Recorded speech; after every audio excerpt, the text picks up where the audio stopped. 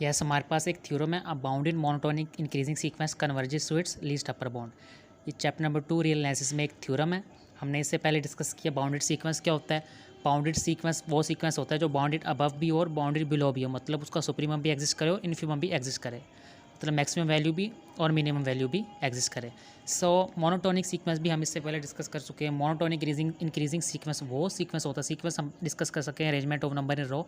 Sequence दो तरह का होता है, ठीक है, कम्प्लेक्स एंड रियल सीक्वेंस। अब इंक्रीजिंग सीक्वेंस वो सीक्वेंस होता है जो हमें इंक्रीजिंग ऑर्डर में वैल्यूज़ देता है और रिपीटेड वैल्यूज़ भी दे सकता है, ठीक है।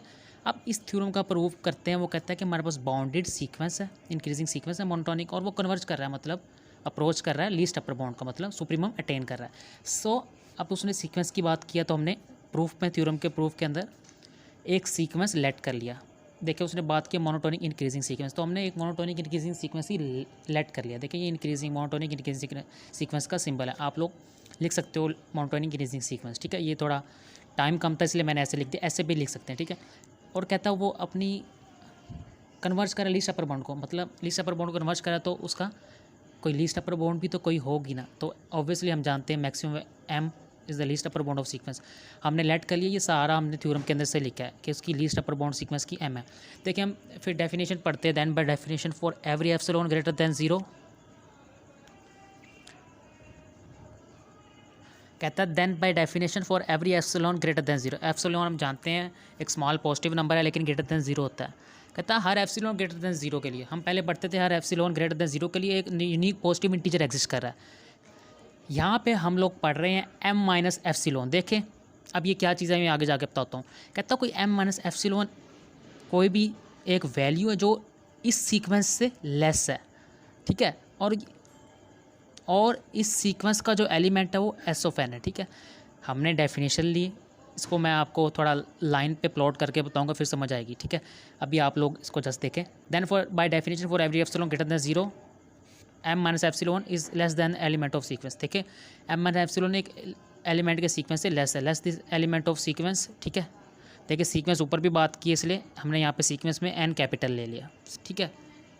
सो कहता है सीक्वेंस का एलिमेंट ये होगा। देखो अब उसने क्या बात किया, हमने ये तो कह दिया कि एप्सिलॉन ग्रेटर देन 0 होगा तो M minus epsilon less than होगा एलिमेंट ऑफ सीक्वेंस है। देखा M minus epsilon less than element of sequence है। हमने एक सीक्वेंस का न्यू एलिमेंट लिया। सपोज हमारे पास सीक्वेंस पड़ा था इस पॉइंट पे, सीक्वेंस में कोई चीज़ सब्ट्रैक्ट करेंगे, सपोज एप्सिलॉन उसमें सब्ट्रैक्ट किया या उसकी लीस्ट अपर बाउंड में कोई सब्ट्रैक्ट करेंगे, ऑब्वियसली वो नेगेटिव साइड पे आएगी, और अगर कोई चीज़ ऐड करेंगे तो वो इस तरफ पॉजिटिव साइड पे आएगी। इतना तो क्लियर हो गया होगा आप लोगों को। सो यही है वो कॉन्सेप्ट। अब इसकी एग्जांपल ऐसे कर लें, अगर हम सपोज हमारे पास कोई भी वैल्यू है 5 है, ठीक है। अगर 5 में से -6 करते हैं, ठीक है, -1 आ जाएगा। अगर 5 में +6 करते हैं 11 आ जाएगा। देखिए मतलब सीक्वेंस में कोई चीज़ ऐड कर दी और सब्ट्रैक्ट कर दी, वही चीज़, ठीक है। और ये सीक्वेंस की टर्म्स हैं, ठीक है, एस ऑफ एन प्लस 1, ठीक है। वो कह रहा है कि S of N is a monotonic increasing sequence. देखिए हमने ऊपर बात किया थ्योरम में यही था। कहता अगर मोनोटोनिक इंक्रीजिंग सीक्वेंस की मैंने बात की, जो वैल्यूज देता है रिपीटेड वैल्यू देता है, इंक्रीजिंग ऑर्डर में देता है, मतलब सीक्वेंस की फर्स्ट वैल्यू बराबर होगी अगली वैल्यू से या छोटी होगी, ठीक है, ऐसे सो नहीं चल रहा है। सो अब देख रहे हैं for all N greater than equal to small N, ठीक है, कैपिटल एन को स्मॉल एन के इक्वल लिख दिया। यहाँ पे तो कोई कन्फ्यूजन नहीं हो गया आप लोगों को। अब ये क्या चीज़ है, देखें अगर सीक्वेंस कन्वर्ज कर लीस्ट अपर बाउंड को तो उसका ऑब्वियसली मैक्सिमम वैल्यू होगी, उसकी अपर बाउंड होगी। हम जानते हैं सीक्वेंस बाउंडेड होता है, बाउंडेड बिलो होता है, बाउंडेड अबव होता है। बाउंडेड बिलो के लिए उसकी इन्फीमम होता है और सीक्वेंस बाउंडेड अबव के लिए उसका मैक्सिमम वैल्यू होती है, अपर बाउंड होती है। ये वही चीज़ लिखी हुई हमने। अब हमने किया क्या है, इस पेज को दोबारा रिवाइज करते हैं। हमने क्वेश्चन में गिवन था मोनोटोनिक इंक्रीजिंग सीक्वेंस कन्वर्ज कर लीस्ट अपर बाउंड को।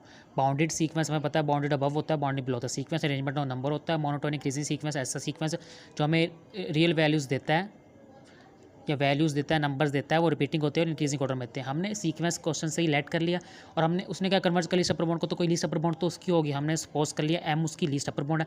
फिर हमने डेफिनेशन अप्लाई किया, ठीक है। हमने कहा कि अगर एप्सिलॉन अगर हम मैक्सिमम वैल्यू से माइनस करते हैं और एप्सिलॉन ऐड करते हैं, ठीक है, तो सीक्वेंस बड़ा होगा। अगर उसमें एप्सिलॉन मैं बता दिया एग्जाम्पल से, अगर एम में से एप्सिलॉन माइनस करते हैं, अदरवाइज़ अगर प्लस करते हैं तो वो सीक्वेंस से बड़ा होगा। अगर जैसे हमने कहा कि एस ऑफ एन एक sequence increasing sequence mountain increasing, तो ऑब्वियसली उसकी नेक्स्ट वैल्यूज़ प्रीवियस वैल्यूज से बड़ी होंगी, उसमें जो वैल्यूज रिप्लेस करेंगे। माउंटेन इंक्रीजिंग की डेफिनेशन ही यही है। सो ये तो हमने वही चीज़ लिख दी ना।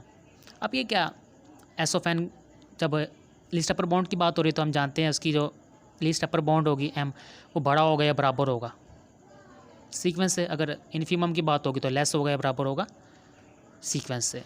यहाँ तक उम्मीद है आप लोगों को क्लियर हो गया होगा। अब मैं आगे बताता हूँ।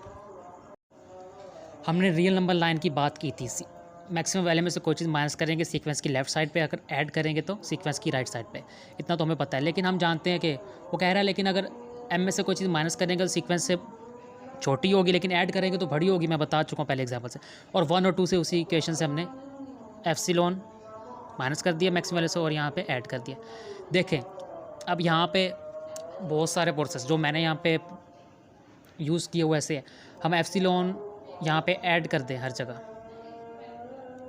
सॉरी ऐसे करें, हम यहाँ पे m को सब्ट्रैक्ट कर दें तीनों जगह। यहाँ से m कैंसिल आउट हो जाएगा, यहाँ पे m आ जाएगा और यहाँ से भी m कैंसिल आउट हो जाएगा। तो यहाँ एप्सिलॉन बचा, यहाँ एप्सिलॉन बचा, epsilon plus epsilon is equal to epsilon. ठीक है, 2 एप्सिलॉन इक्वल टू एप्सिलॉन आप लोग कर सकते हैं। और मोड लेंगे तो एप्सिलॉन का मोड लेंगे वही एप्सिलॉन। सो यहाँ पे हमने बात ये प्रूव कर ली कि सीक्वेंस कन्वर्ज कर रहा है लीस्ट अपर बॉन्ड को और सीक्वेंस कन्वर्ज कर रहा है एम को या लीस्ट अपर बॉन्ड को। ये थ्योरम का प्रूव हो गया।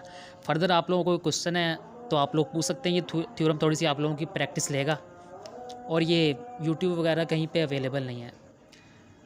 नेक्स्ट थ्योरम कह रहा है a bound in monotonic sequence converges to greatest lower bound. देखिए अब उसमें बात हो रही थी लीस्ट अपर बॉन्ड की और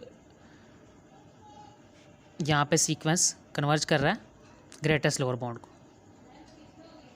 आई थिंक डिक्रीजिंग होगा यहाँ पे, मैं वो देख लूँगा बाद में। डिक्रीजिंग होना चाहिए, देखें हाँ जी डिक्रीजिंग होगा। ठीक है, उसी क्वेश्चन की तरह हमने सीक्वेंस लेट कर लिया।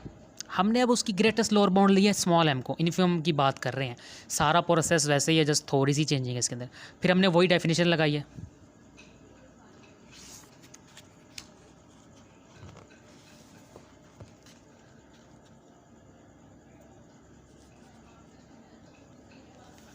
अब हमने बात की है जी जो m प्लस एप्सिलॉन, वहाँ पे m minus epsilon greater then होगा किसी भी एलिमेंट सीक्वेंस में। वहाँ m माइनस एप्सिलॉन है, यहाँ m प्लस एप्सिलॉन है।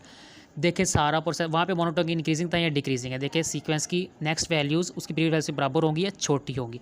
तो ये सारा प्रोसेस वैसे ही है, कोई भी इसमें चेंजिंग नहीं है। तो आप लोग ये देख लीजिएगा। ये मैं इसलिए नहीं करवा रहा आप लोगों को, थोड़ा सा आप लोग अपना माइंड यूज़ करें क्योंकि हमारा लेवल अब MSc लेवल है। आप लोग यूज़ करें माइंड, देखें उसी को इन्फीमम को लेके चलें, उसके इंशाल्लाह हो जाएगा। नहीं होगा तो मैं प्रूफ सेंड कर दूंगा इसका।